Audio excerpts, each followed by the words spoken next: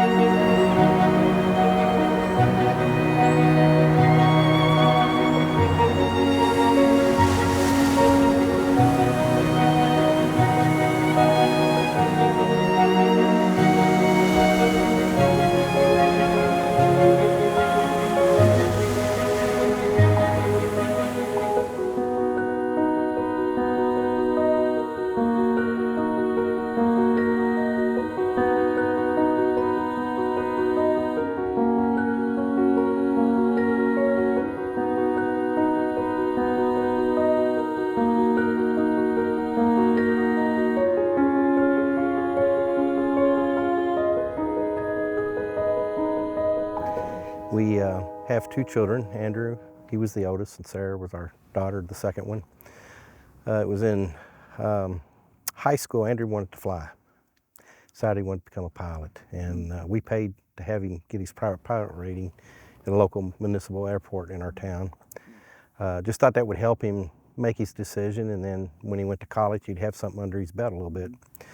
So we do that. Got to fly with him that summer before he went to college, and what an experience. I was so excited, and then after the plane took off, I thought, wait a minute, I'm the dad, he's the son, and he's in complete control. I had no idea what to do. So it was kind of an odd flip on the parenting role. Yeah. But he went to college, double majored in aviation. As a pilot, you have to do a lot of flying instructing to build the R's to move up the ranks. He moved to Phoenix to do some flight instructing, did that for 4 months, then he moved back to Indiana. Did some flying for a small company that sold planes, and then he got a job in Ohio, which he flew for a guy that owned a company that did medical stuff. And then he got a job in Jeffersonville, Indiana, just right outside our town, in February of 2018 in Monerica. First time they'd been back home since he'd been married, even since college. I mean, when he went to college, Andrew didn't live at home anymore. I mean, he'd visit, but just didn't live in our area.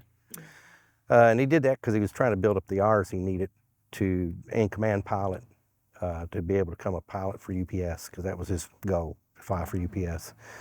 The company that he flew for was a small engineering firm, and it was on November the 30th of 2018. The plane went down and there was no survivors. Wow. Didn't hear about it until several hours after it even happened. So Teresa wanted to go to the crash site, because as a mother, she wanted to see for herself. She went out to the airport first to see if he had actually flown that day, because we wasn't aware if he was flying or not that day. She ended up going to the site, but they wouldn't let her on the site. Now they already contacted the state police, and they said yes, there was a crash, but she's not allowed on the site. And I told them what kind of car she was in there hanging. I said, I'm trying to get her home. She don't need to be driving. And that's when everything unfolded. Being Andrew worked for a guy that was so well known in the community. I mean, he'd done a lot of projects for the community and everything. It was all over the news. But it was 3 days before we ever found out it was even Andrew, because they didn't have enough evidence of anything from the crash scene to identify. They did know whose plane it was. As far as who the pilot was, they had to go through the manifesto to find out who was flying that day, made the flight plans. I tell people it's all fog. The first year even was a fog, but our church was such a blessing. I tell people our front door is like a revolving door.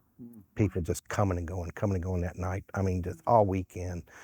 I can't even begin to tell you who all did come. It was just so many people, nonstop. And that's when our journey really began with the loss of our son. I mean, Andrew always told us flying was safer than driving a car. Andrew was very thorough in what he did. He didn't take no shortcuts. He was very professional in what he did, because even when I flew with him the first time, I mean, we was at a little municipal airport that doesn't have a controlled tower, and he's still operating as if he's at an airport that has a control tower, calling on the radio, doing all the checks that you need to do. And it was a nightmare that started that day. When you lose a child, you know, that's not the order it should be. Right. I think the day that we got the call, one of the hardest things for me was I happened to be home that day. I wasn't working. We had just had some painting done in our house because we had just celebrated Thanksgiving. So I was on my hands and knees scraping the floor, just, you know, in this little special place, because never had I had both of our children home in a distance where we could do life together. So because Andrew and Eric had always lived out of town, you know, we would travel at least once a month to see them. They would come home to see us. So, you know, I was on this really big high as a mom. You know, we had just celebrated Thanksgiving. Life was just felt like the best it had ever been, right? I was going to be able to do life with Andrew and Erica and our, you know, 2 grandchildren. So I was really in a really sweet place. And my phone rang. And Erica usually, you know, we text back and forth, and it was her. And she said, Teresa, Andrew never made it to the airport. And of course, it didn't register to me. I said, what do you mean? He didn't make it to the airport. So I'm thinking, you know, some sort of mechanical difficulty. Of course, you don't think that he's actually, you know, not alive anymore. And so I prayed with her, and I said, well, I'm going to go to the airport, and, you know, I'll let you know what I find out.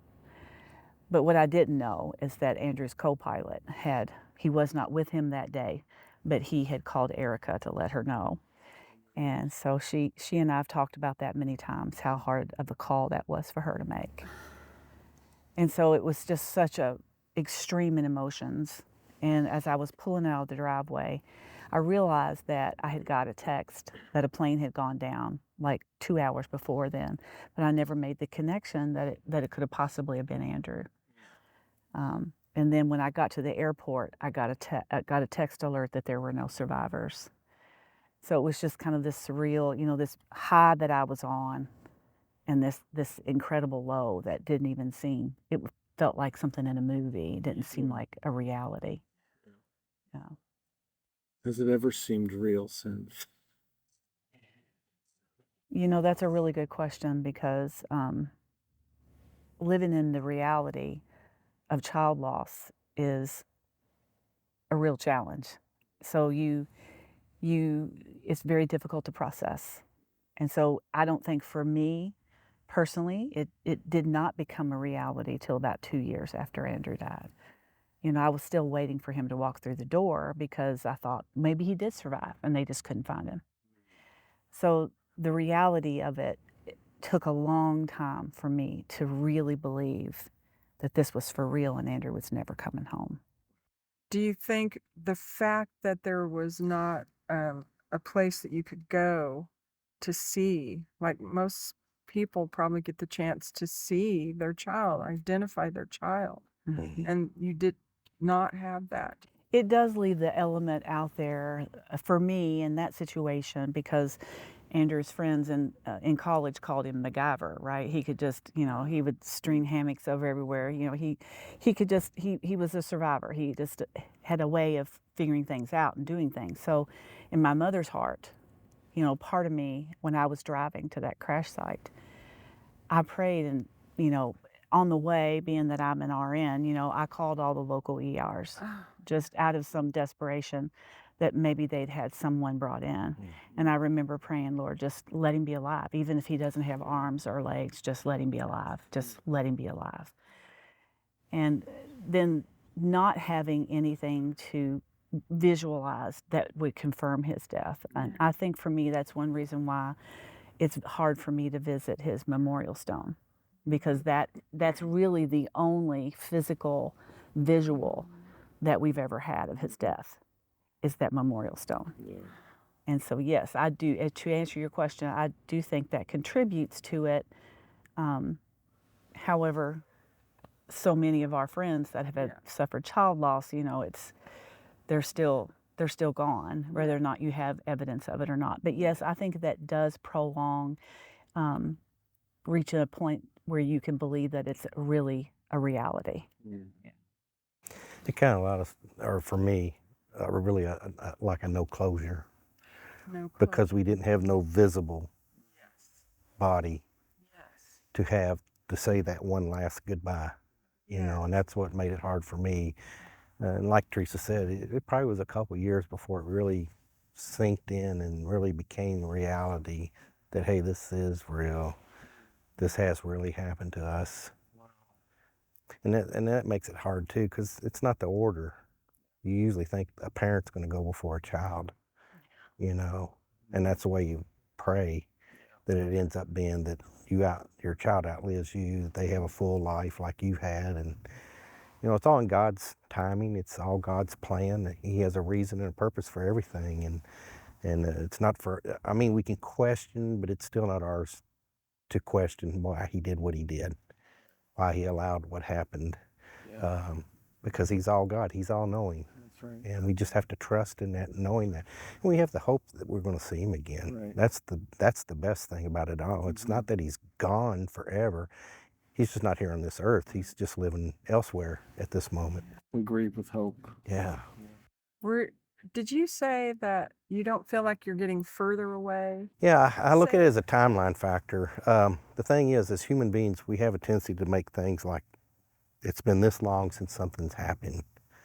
I seek counseling shortly afterwards, because Teresa suggested. I was a man and I was doing it in my own way and handling it, and then she was coming to me with all kind of questions and I couldn't answer them, so I finally had to get help. And the year anniversary of seeing this therapist, God impressed me. He said, Tony, it's not that Andrew's been gone a year, you're a year closer. So my timeline with Andrew's death is doing this each year. And one day it's going to be no timeline, And that's why I share with a lot of people, it's not that they've been gone that long, you're getting closer. I had a friend I was sharing with, I don't know, sometime this year, his father's been gone for like 20 some years. I said, no, you're 20 years closer. 20 years closer. And that's the way I frame it. And I'm so thankful for God to impress that upon me, because it helps me deal with the presence of him not being here. And hearing that flipped it for me. Yeah. I hate waiting. How long is it going to be? Yeah. But I'm not getting further and further away. I'm getting closer. We're getting closer. Yeah. Yeah. And it's exciting. It is. It's very exciting. How did your grief manifest itself?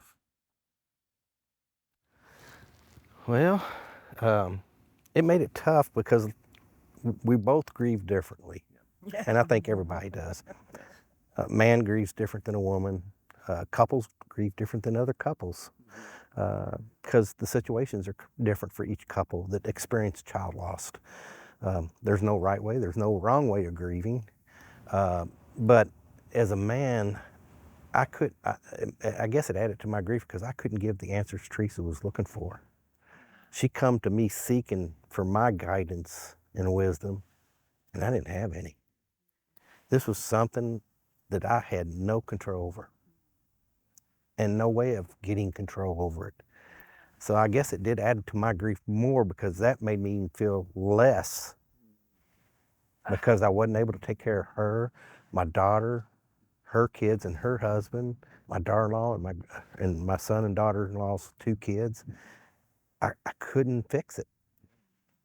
And that made it hard. And that's when she finally just like, Tony, you're gonna have to seek help so you can sort through it. And I remember going in crying probably the first 4 or 5 sessions and not saying a word, just crying.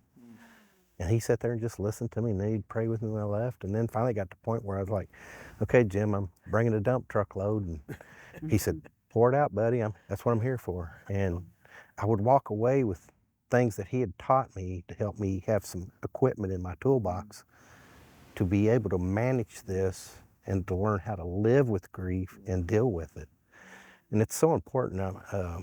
I think as men, we're fixers. We're the doers, the fixers, the providers, but we need help too. Yeah. And I heard somebody say one time that, you get a toothache, you go to the dentist. You get a broken bone, you go see an orthopedic surgeon. If you have a child loss, go see a therapist. That's what they're there for. That's what God gave these people for, to help us sort through these things, because we can't. We're in the thick of it and just don't even know where to begin. So it's so valuable and important. But that's how, and I still deal with it today. I mean, it's never going to go away. It's better today. It's who was it? Was it Jill and them shared one time that it's like ocean waves coming into the shore? That grief comes in and then it goes out, and then grief comes in and it goes out. And then as the years go, it seems like that wave goes out a little further, and the grief is not as often. Yes. There is times things trigger. Andrew, if I'd hear something on the radio or read something, I'd shoot him a text or call him on the phone. Hey, dude, you hear about this? I don't get to do that, and it's not as hard now. I mean, in the beginning, the first year, going to stores where we'd been together, restaurants, vacationing, all those things. But now I have learned how to deal with those things, and I lean more on the memories than I do the missing, and Yeah, it's true. I had some of the same issues because I didn't really know what counseling would do for me until I actually got into it, and then I realized, wow, I really do need counseling. And I think that's how God makes it. So the worst thing has happened in your life, and you think you can do it on your own. We need each other. We need to be able to have somebody to talk to and somebody to speak into our life who's a little more objective. And for guys, I think that's so important. You got to get there right away if you really want to help the family. You're the first one in counseling. You're putting the oxygen mask on first. You're getting the counseling so that you can help your family and be there and guide them and be a model for them, because they need it as well. Because it's so true. So many of us just don't think counseling is necessary at that point. We think we've got it all. Part of it's the shock. We don't really know what we're experiencing and what's about to come. It's not real. We're in a period that everything just completely flipped upside down and not real. I know Teresa's got a Bible verse.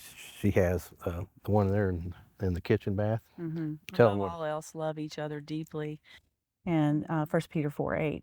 And before the accident, I was in Hobby Lobby and I was walking along, and it was weird because they have a floral section, right? And this Bible verse on this plaque was just sitting on the table where they do their putting the artificial arrangements together.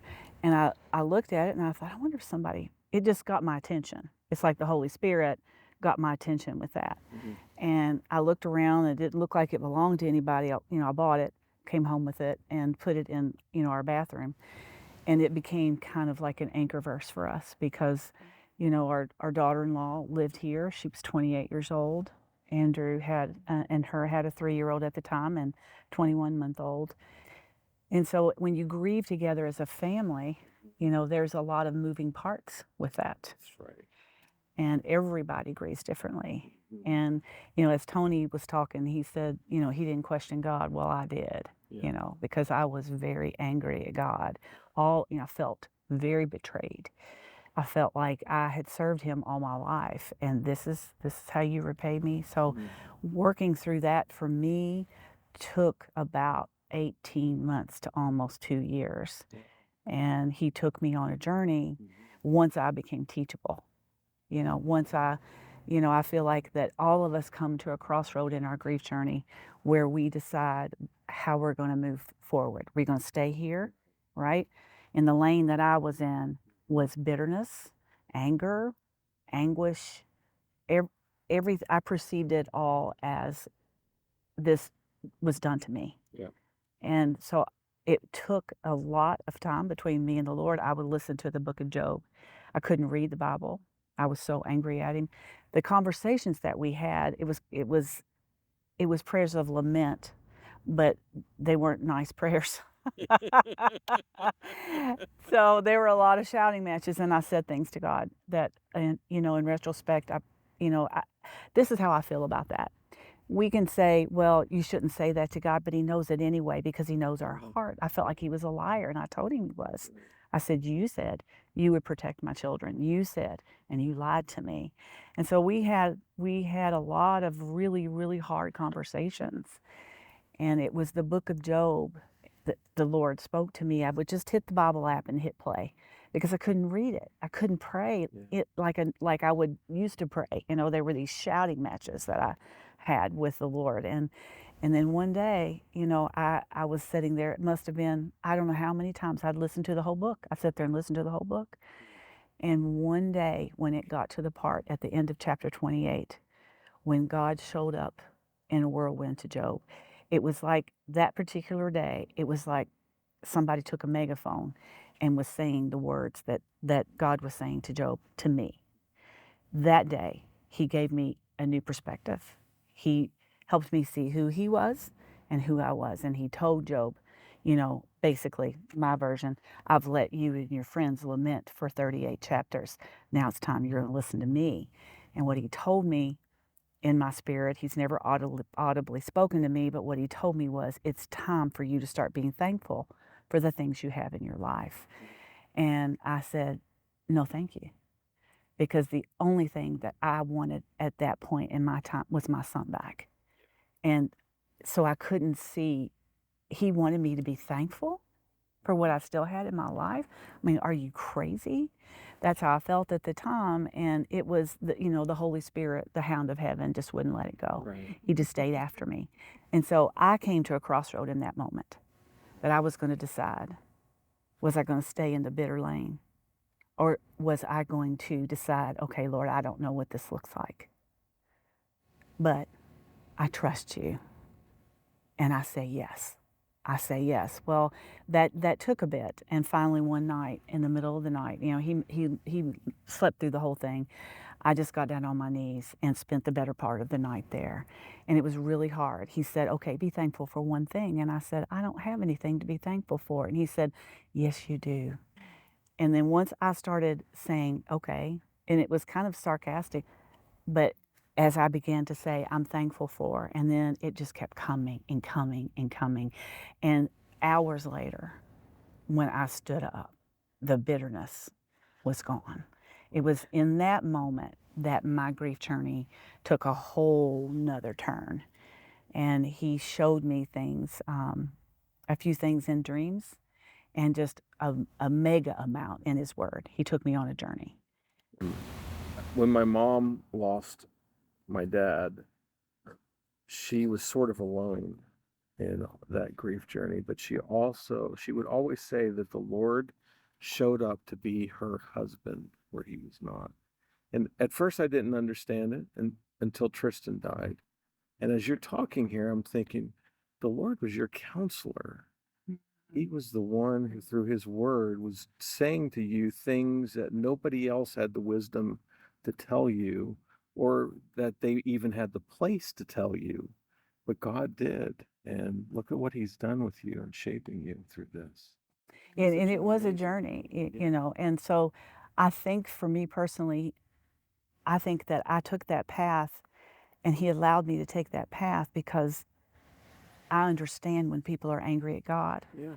You know, in the Christian community, people will hide their anger because it's not proper to be angry at God. Well, to me, that's absurd because he knows our hearts, you know? So he knew that I was angry at him, and I expressed it. And through the communication between us, I can't even explain it to you. You know, he taught me just great unsearchable things that I would have never known if he hadn't revealed them to me. And it was a slow process. You know, I didn't wake up one day with where I am now. We're 4 years in. It was a very slow process, and he just took me one step at a time.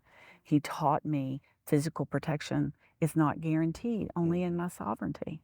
So he took me to the Word of God. He just kept taking me to his Word. He said, go study how my disciples died. And then I was like, well, what about Esther? He saved Esther. What about the 3 Hebrew children? He saved them.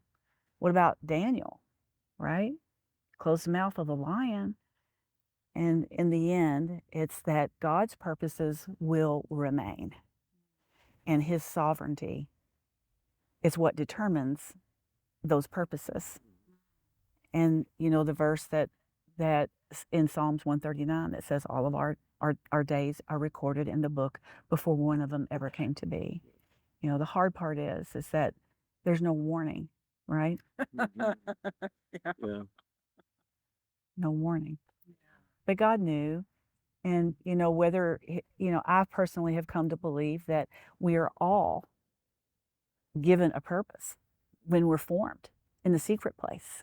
The scripture tells us, I knit you together in the secret place. And I believe that he gave us all purpose right then and there. And then we spend our years here with that communication with him, with him developing that purpose within us. And when your child dies, you get laser focused. Yeah. You I know, really do. the lane that you're walking in gets real narrow. And the unimportant things go away. And then you become laser focused on what is the most important thing here on this earth. That's right.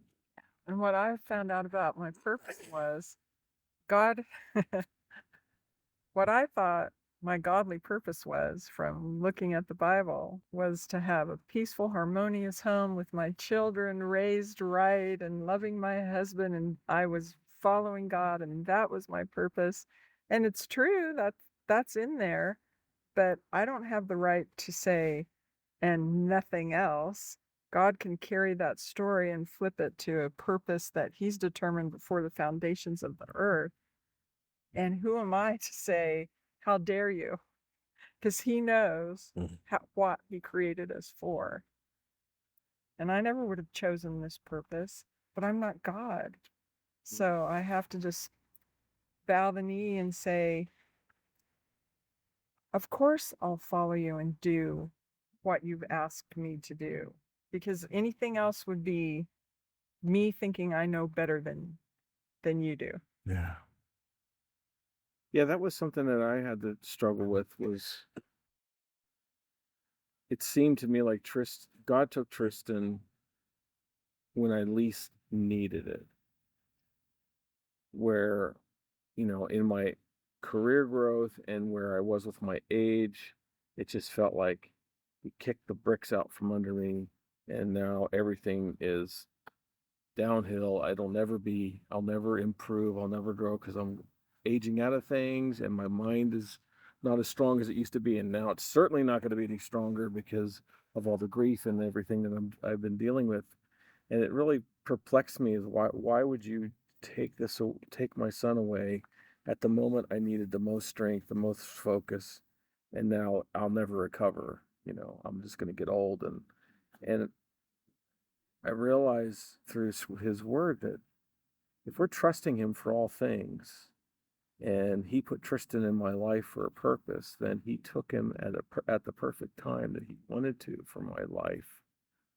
And so I can't look at this as being, this is the worst time for me. This is the perfect time. This is one reason he put Tristan in my life. This is one reason why I am where I am at in my career, in my age.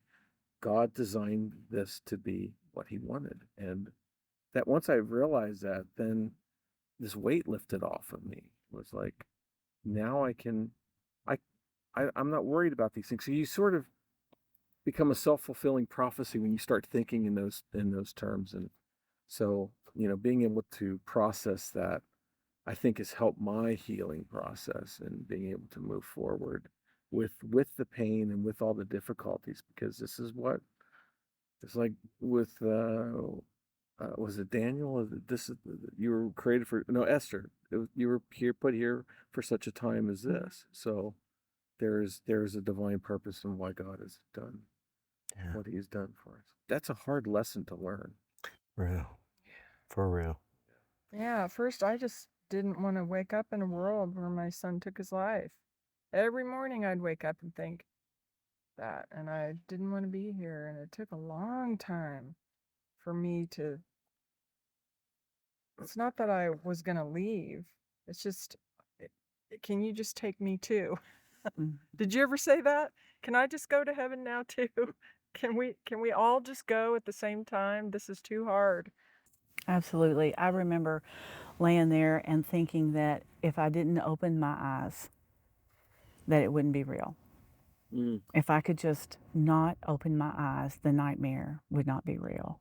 Mm. You know, in my anger, I was so angry at God that I couldn't see past that, really. My anger was so strong toward him. I couldn't see past that.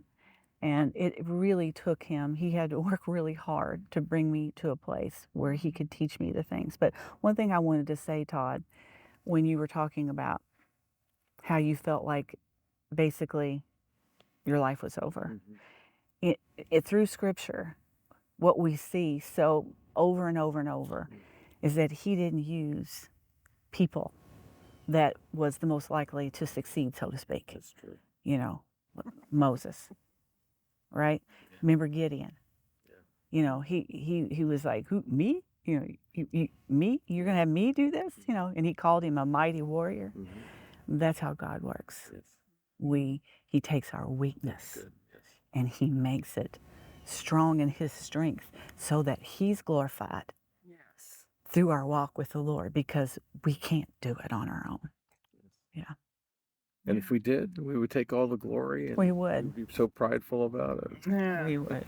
Or we'd either mess it up so much And we would mess it up on top of it. real bad. That's for sure. I mean, we'd make it worse than what it is. Yeah, Yeah. that's very Yeah. true. What would you say to somebody who is newly bereaved and it's just beginning this? Well, I like the little phrase, it's okay not to be okay. There's going to be moments, you know, you got to deal with it daily, but sometimes by the moments even. It's going to happen to where you don't feel okay, and it's okay.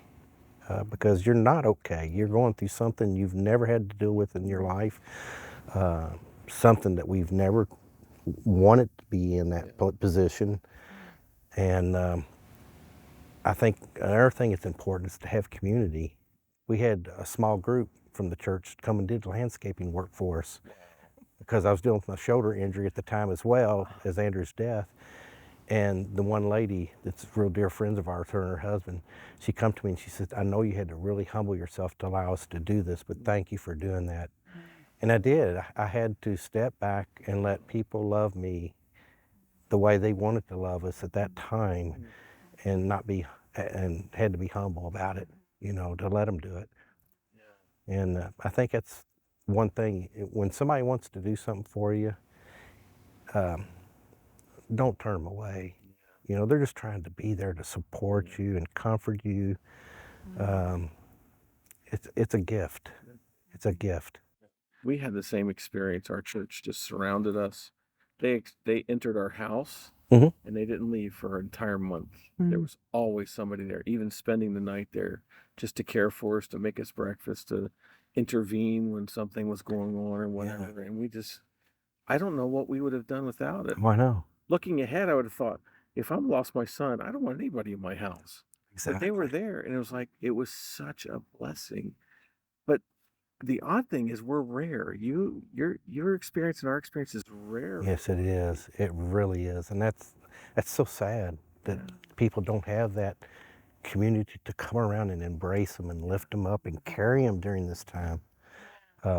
Some of them get the opposite. They get shunned, they get turned Yeah. away, they get ignored. And I think a lot of it is people just don't know what to say or do. Yeah. But sometimes not saying anything or doing things worse than doing things. Yeah.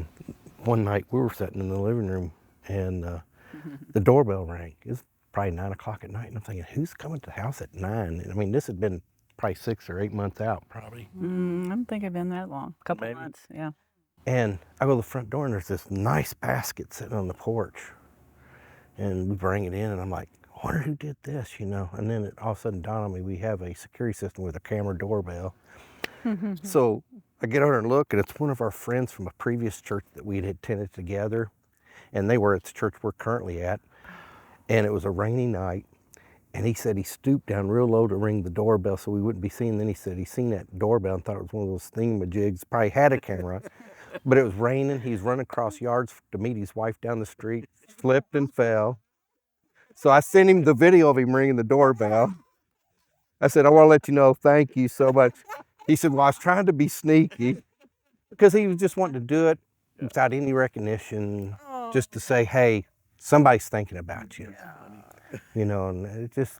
And that was pretty early on because, you know, you don't have a lot of laughter early on. And I remember we did laugh. We had a good laugh out of that one. Yeah. After I called and talked to him and he said he fell, and I was like, well, you didn't hurt yourself, did you? But yeah, I mean, it's just that you need to seek help. Don't be afraid to seek help. I mean, you're not meant to do this alone. You know, that's why God made therapists. Just like he made surgeons and doctors and teachers. They're there to help, to equip us. Very important. Very important. I think, oh, I'm sorry. Well, I wanted to add to that because when someone you love dies, you either live in the past when they're with you, reliving all the moments, and then you're thinking about the future when they won't be.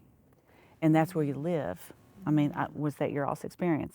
That's where you live for a long time, right? In the past, the future, past, the future. And so what I would say to someone who's newly bereaved is really try to focus on living just the next hour. Don't even think about tomorrow.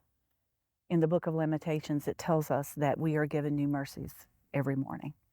So I think in grief, in early grief, it's imperative to only live in that moment. And if that's a grief moment and you're crying, you know, all day, then that's a grief moment. But I think it's so important to try to focus on living in the moment. It's nearly impossible. But that's what I would encourage somebody that's newly bereaved. Allow themselves to live in that moment and feel the feeling and know that each day he provides new mercies. Yeah. Because you need those mercies because grief is ugly. It's ugly.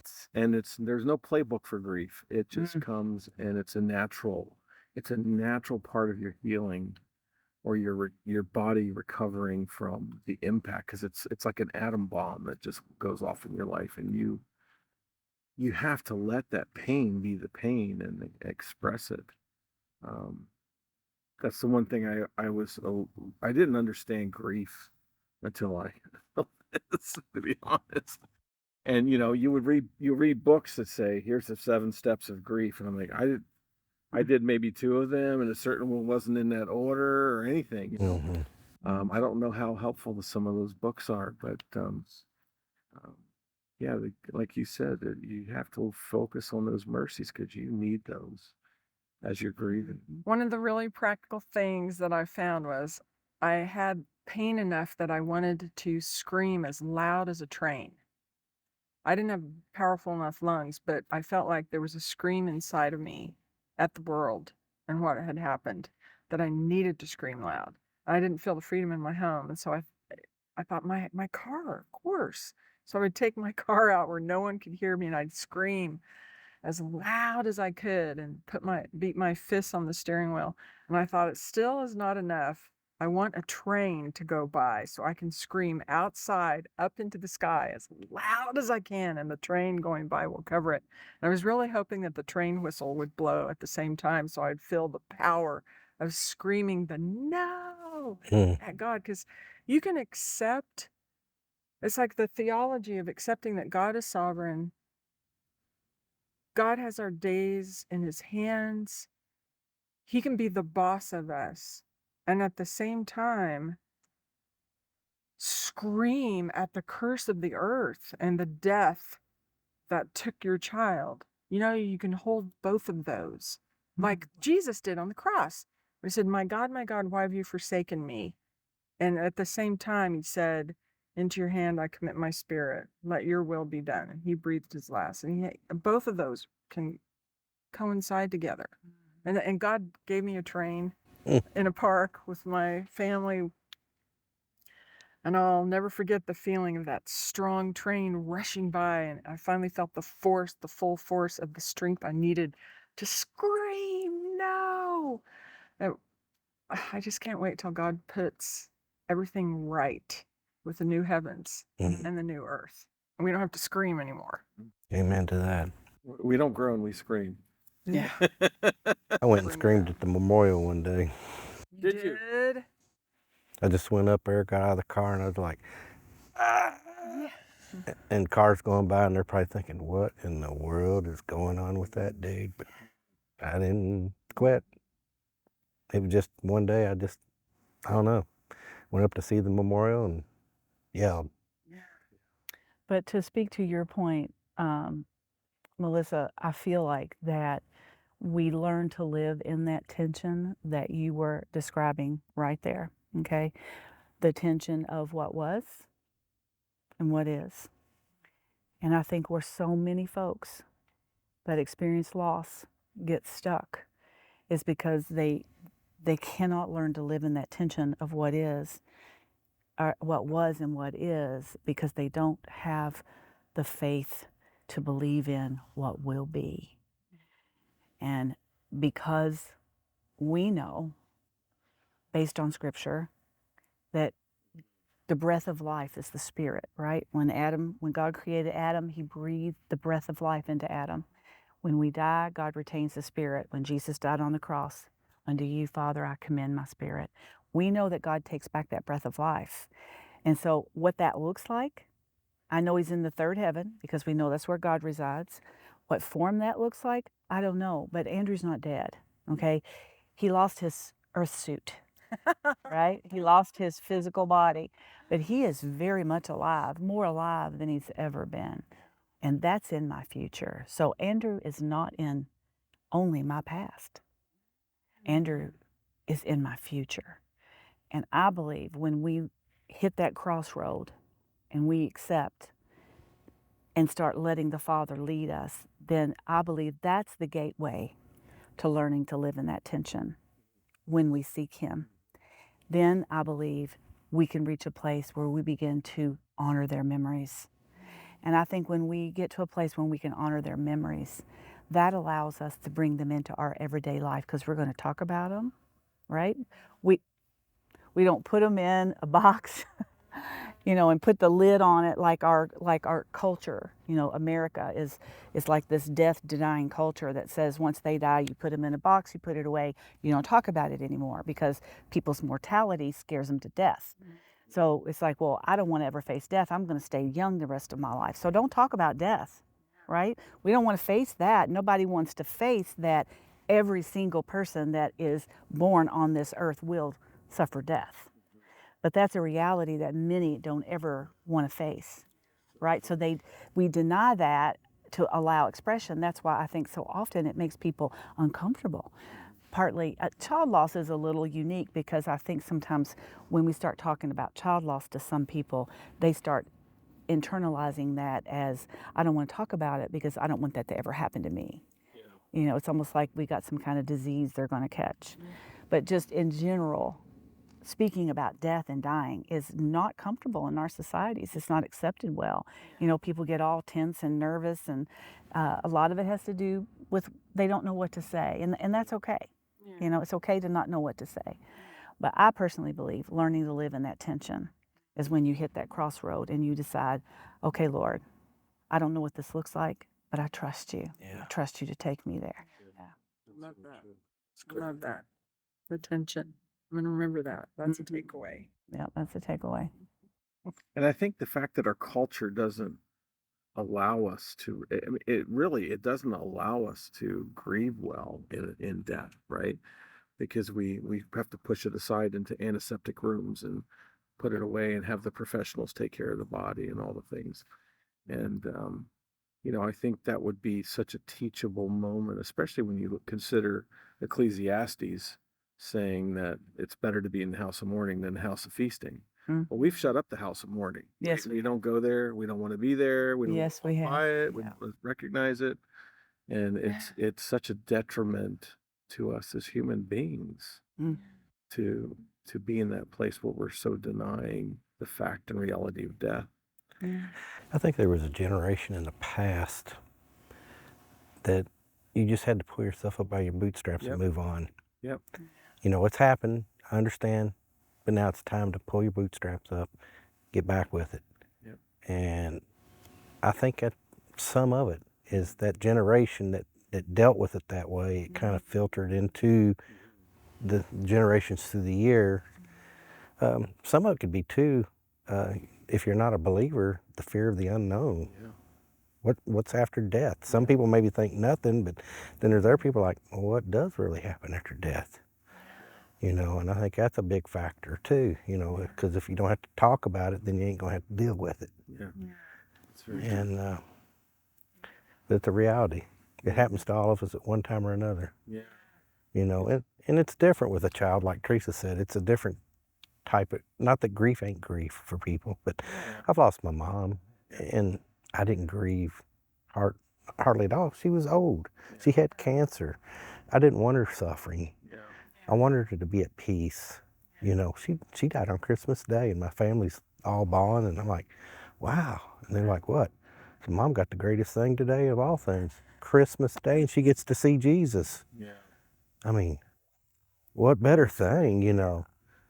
But when you lose a child before you, man, it's a whole different outlook on it. Yeah. It really is. Whole different one. It's transcendent.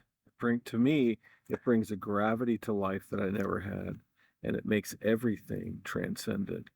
So everything I do is in the presence of God almost, because He's got my son and my son is advanced. And so everything I see and I do is like, that's where it is. I'm in a transcendent life now that I'd never seen before. Mm-hmm. Because, like you said, that's where the narrowing of that path is. You're on that narrower path, and that's a path of transcendence and gravity now. That the other stuff doesn't have that transcendence and gravity, and you just have no reason for that to be there in your life anymore. You know, Todd, I've studied the scriptures since I was 10 years old. I've led many women's Bible studies. But scripture looks a whole lot different through the eyes of grief. It really does. It's more alive to me than it's ever been before. It's more real to me than it's ever been before. Because my son is on the other side of the veil. And so we were talking about what would you say to someone early in their grief. First of all, I want to say, if your child has left this earth and for some reason you cannot be comforted because you're not sure where they're going to spend eternity, I would like to say this. What happens between the Holy Spirit and someone in the last minutes of their death is not known to us, right? It's not known to us. God is a God of compassion. Just read the scriptures over and over and over. You know, remember the story of Abraham and Lot. And Abraham just kept, you know, reading it just makes me nervous because I mean, did he really just keep going all the way down to, and God just kept saying, but like, did he really? Every time God said, okay, Abraham, He's a God of compassion and patience and love. So what happens in those last moments of death? We don't know, right? So I want that to be a comfort to someone who's listening that could say, well, I don't know if my child is in heaven. So let that be a comfort to you. You don't know what happened in the last moments of their death, you know? God doesn't want anyone to perish. When I say perish, I don't mean die. I mean spend eternity away from Him, right? Because that's what hell is not being in the presence of God, being separated from God. And He doesn't want anyone to perish. So what happens in those last moments of life, we do not know. We cannot assume. And then I would also like to say that what death is so permanent, right? It just seems so distant. It's like they're not here. We can't touch them. We can't see them. But if you put things in the right perspective, right? What separates the spiritual world and the physical world is just this veil, right? In the scriptures, we can go back and read where God lifted the veil to allow them to see what was actually happening. So that should be such a comfort because they're not so far away, just on the other side of the veil. right? And they're in the presence of God in some form, Mm. and they're living their best life. You Yes. know, Yeah. I mean, it doesn't take away for a person who's in the first year or so of their grief. That's Yeah. not really a comfort. Right. Yeah. But as you move through the grieving process and you begin to incorporate grief, because that's what we have to do, guys, to learn to live in the tension. We got to learn to incorporate grief into our everyday life. This is our life now, right? Yeah. Yeah. We're not going back. This is our life now. And as you begin to incorporate that, things begin you begin to see things differently, and things begin to comfort you that didn't comfort you Yeah. before. Yes. Very true. And we had a lovely pastor named Pastor Paul that told a story that goes along with what you just said, where he said, imagine if you were there present when Jesus was crucified and you were in the crowd and you saw the two men on either side of him, and what would you have thought about their eternal destiny?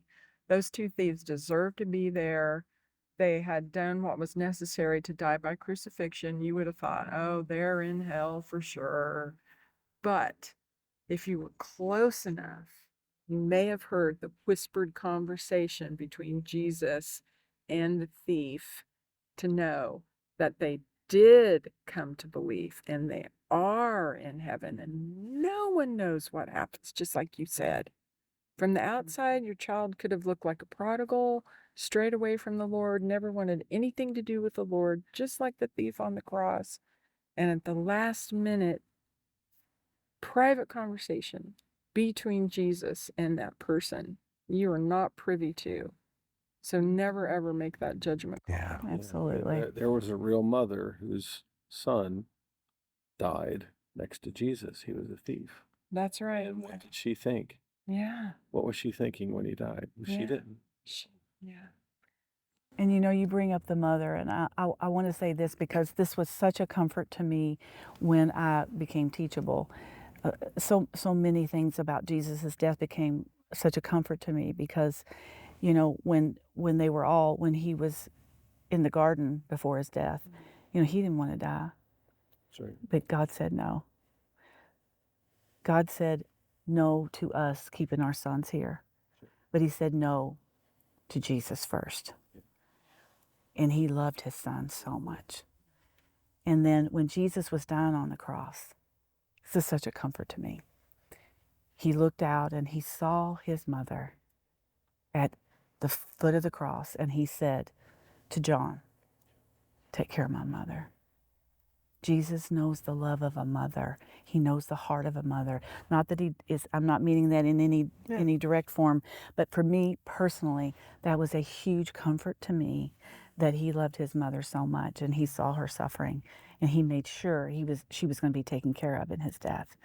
Jesus is close to the brokenhearted. You know, we were not promised to not suffer as Christ followers. And somewhere along the way, in my journey of being a Christian and coming up in the church, somehow I began to believe that if I did everything right, that I would never suffer. And boy, was I wrong. Yeah. Boy, was I wrong. You know, suffering in the Old Testament was connected to sin. So, you know, that's what the Pharisees thought, right? And it's like this was a big instrument to me, too, to help me because I wanted to know why. And it took me a long time for the Lord to say, you're not going to know why, because some things I hold in the secret place. But a conversation that he had, remember when he healed the blind man and the Pharisees are trying to catch Jesus, right? And they're like, okay, why was this boy born blind, right? Because it could only be two things. His parents sinned or he sinned, right? Yep. And Jesus said neither. So, you know, we get up these ideas in our minds and we think we got it all figured out. And Jesus told the Pharisees, it's none of your ideas, right? It was so that he could bring glory to me when God healed him. Is there anything we haven't touched on that you feel like would be helpful to touch on? Just don't do it alone. Yeah. Surround yourself with people that can love on you and be there really for you. Thank you guys so much for your time. And Oh, yeah. sharing Thank your you guys story so with us. much. Such an honor, privilege to be able to do this. It's a gift to sit and listen to what God has taught your souls. Because it's hard wrought. Mhm. It's proven. He's proven himself true. Mm-hmm. But you know, when we get there and we hear the words that we're welcomed into the kingdom of heaven, all of this is such a temporary existence. And you know, you can't teach somebody that. If you have a heart, this is what I know. When you seek him, even when it's not pretty, because I sought him real hard and it sure wasn't pretty, but he still listened. And that's what I want people to know, is that even though for 38 chapters, Job and all of his friends lamented, God didn't say anything till chapter 39, but he listened. So even though I wasn't respectful, he still listened. I still sought him in my pain. And I kept seeking and I kept knocking. And when you keep seeking and you keep knocking, he will reveal himself to you. Because he loves our hearts. He knows what's right here. He knows what our motives are. And he everything else is just fluff, right? So when we seek him with all of our heart, soul, mind, and strength, if you're grieving and you're at the end of you, if you seek him with all of your heart, soul, mind, and strength, he will reveal himself to you. Keep seeking, keep knocking.